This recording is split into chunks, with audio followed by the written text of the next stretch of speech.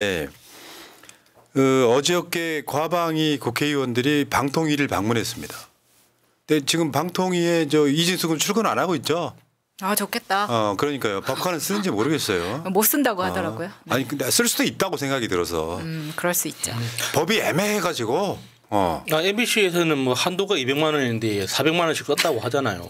저분들 중에 인터뷰 예정이 있었는데 저것 때문에 또 인터뷰 하나가 빵꾸가 났던 바로 그 상황이 있고요.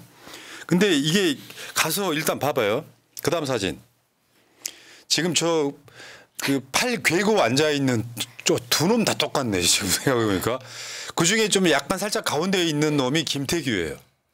저게 권익위 부위원장 출신이죠. 지금은 위원장 대. 아니 그러니까 얘네들 코스인가 출세 코스야? 권익위 거쳐서 방통위 거치면 다 그렇게 되는 거야?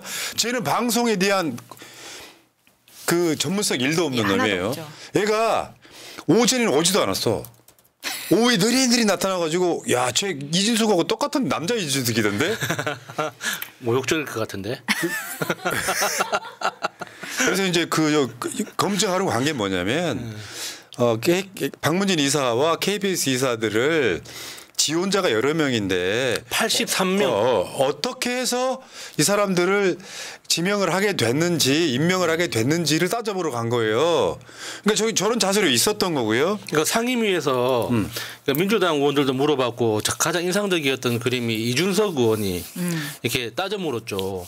83명이나 되는 사람을 2시간도 안 되는 시간에 다 어떻게 다 보고 선정을 하느냐. 거기서 이제 굉장히 엉뚱한 소리를 했었는데 그게 이제 현장에서 가서 확인해보자 이렇게 된 거죠. 저 현장 분위기를 계속 말씀드리면 그러니까 저 지금 방통위 사무처장 같은 경우도 저희가 비공개 회의는 그 위원회에서 의결을 거쳐서 공개 여부를 결정 지을 수 있습니다라고 또 이제 이거 공개 못한다 이런 소리를 지금 했던 거고요. 그러니까 지금 저 김태규 지금 직무대행입니다. 혼자예요 유일하게 지금. 네. 여기서 전 이 회의 자체에 인정 못한다니까요. 완전히 거의 그 개기는 정도가 아니라 배째라죠. 그냥. 배째라 정도의 수준을 하고 있더라고요. 저자가 누구였는지를 다시 한번 보여드리면 차기 공수처장 후보 유력하다는 보도가 나왔던. 권익위에 들어가서 전현희 표적감사 하는데 일조를 했던 바로 자가 갑자기 방통위로 꽂히는 세상에 어느 정도 전문성은 있어야 될 거 아니에요. 그러니까 저는 김태규한테 진짜 궁금한 게 방통위 위원장이 임명장을 받고 자기도 자동으로 부위원장으로 선임돼 가지고 출근을 했잖아요. 그 다음 날 위원장 대행이 됩니다. 이 상황 자체가 비정상적인 거잖아요. 일도 전문성 없는데 방통위 업무를 뭘 한다고. 자, 계속 진행해 보겠습니다. 그다음에 노정면 의원이 두 명이 합의할 때까지 계속 투표를 교황 뽑는 겁니까? 이거 너무 웃겼어. 그러니까 방통위원 5명 중에 2명만 있는 상황에서 탄핵되고 바로 직전이고 출근하자마자 했으니까 그 이후로 탄핵을 당한 거거든요.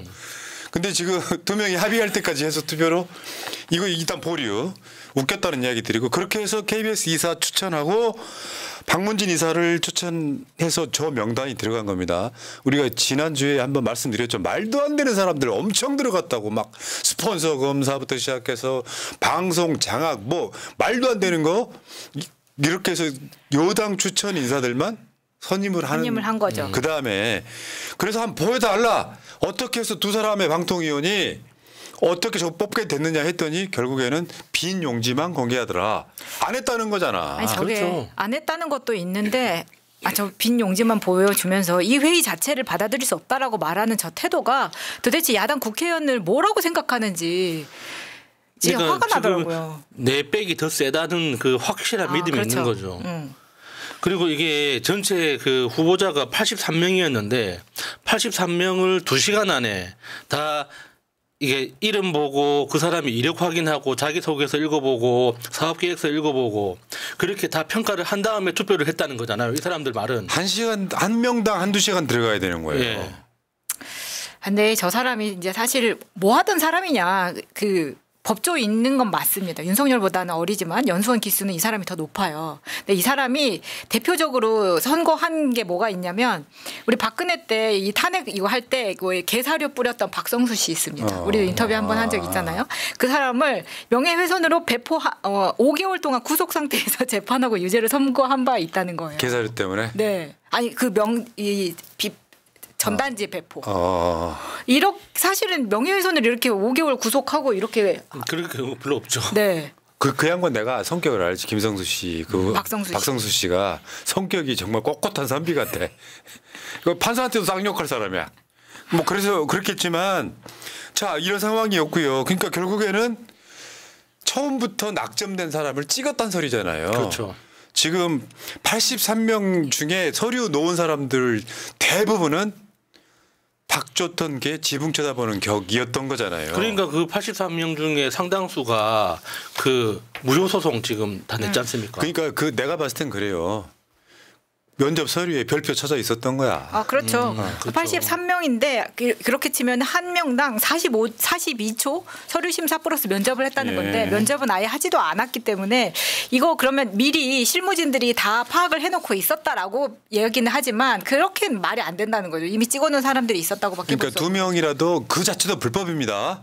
법원에서 이미 판단이 나온 거예요, 여러분. 네, 두 명도 불법이지만 그러니까 원래 그 방통위 회의는 개최 이틀 전에 공지를 해야 되는데 그것도 생략한 거죠. 그러니까 그날 탄핵 당하기 직전에 임명되자마자 자 방통위로 가자 해가지고 나 이미 진짜 내가 욕이 안 나오게 생겼어. 뭐 이런 아니 다른 걸 떠나가지고 방송통신위원회가 왜 만들어졌게 공정하게 하자고 만들어진 거잖아요. 법의 취지가 그런 거 아니야.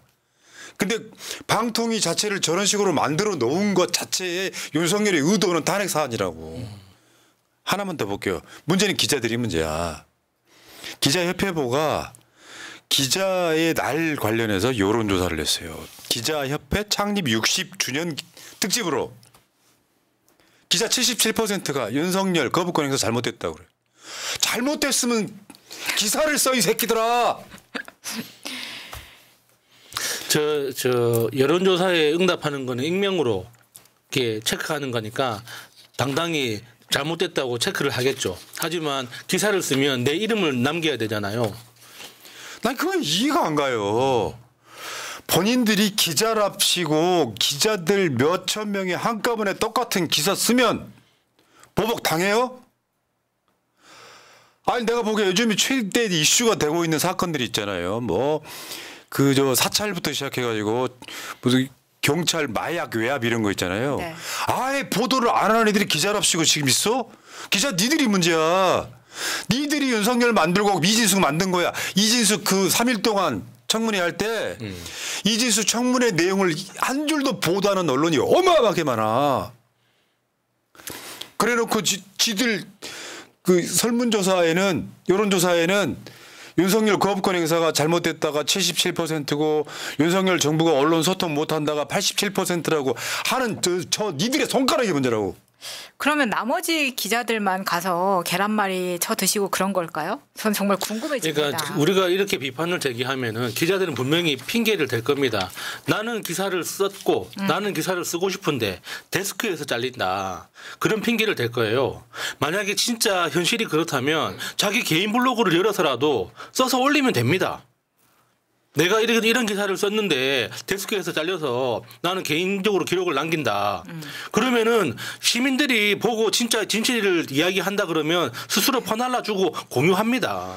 그 총선 때 소위 레거시 기성 언론들이 어떤 기사를 새날에 대놓고 썼냐면 유튜브 나가서 민주당 정치인들이 잘 보이려고 줄 선다 이 기사를 되게 많이 썼어요.